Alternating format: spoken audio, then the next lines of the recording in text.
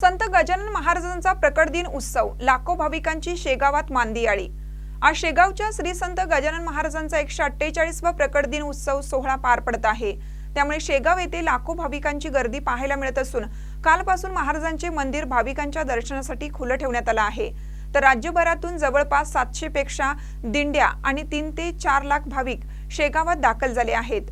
आज सकाळी 7 वाजता प्रहाराची आरती होऊन उत्सवाला सुरुवात झाली आहे आणि विविध धार्मिक कार्यक्रमांनी दिवसभर हा सोहळा संपन्न होणार आहे। भक्तांसाठी हा दिवस अत्यंत श्रद्धा, भक्ती आणि चैतन्याचा असतो। या निमित्त भाविकांमध्ये मोठा उत्साह बघायला मिळत आहे। तर मंदिर परिसरात धार्मिक आणि उत्सवाचे वातावरण पाहायला मिळत आहे। विदर्भाच्या पंढरीत संत गजानन महाराज यांच्या प्रकट दिनी हजारोच्या संख्येने भाविकांनी उपस्थित राहून समाधीस्थळी माथा टेकला। यंदा शेगावमध्ये प्रकट दिन उत्सवाचा मोठा उत्साह दिसून आला। प्रकट दिनानिमित्त आलेले भाविक आणि दिंड्यांमध्ये संत गजानन महाराज यांचा नामघोष सुरू होता। प्रकट दिनानिमित्त प्रकट दिनासाठी मागील काही दिवसापासून शेगावात भाविक दाखल व्हायला सुरू झाली होती। शनिवारपासून संत नगरी भाविकांच्या गर्दीने फुलायला लागली होती।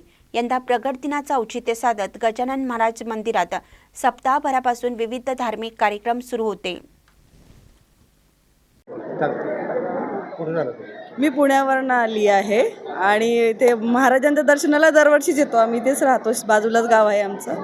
पण यावेळेस आता मुद्दामून कार्यक्रमासाठी आलो म्हणून इथे दर्शनाला आलो आहे। माझ्या घरी प्रकट दिन असतो दरवर्षी, पण यावर्षी काही कारणानिमित्त झाला नाही, म्हटलं दर्शन करून जावं। कसं वाटलं इथे आलं? खूप छान वाटलं। मंदिराबद्दल काय?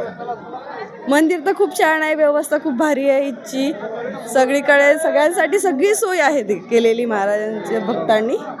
खूप छान। साखळं घातलं? नाही, साखळं वगैरे का नाही, दर्शनाला आलो एवढंच आहे।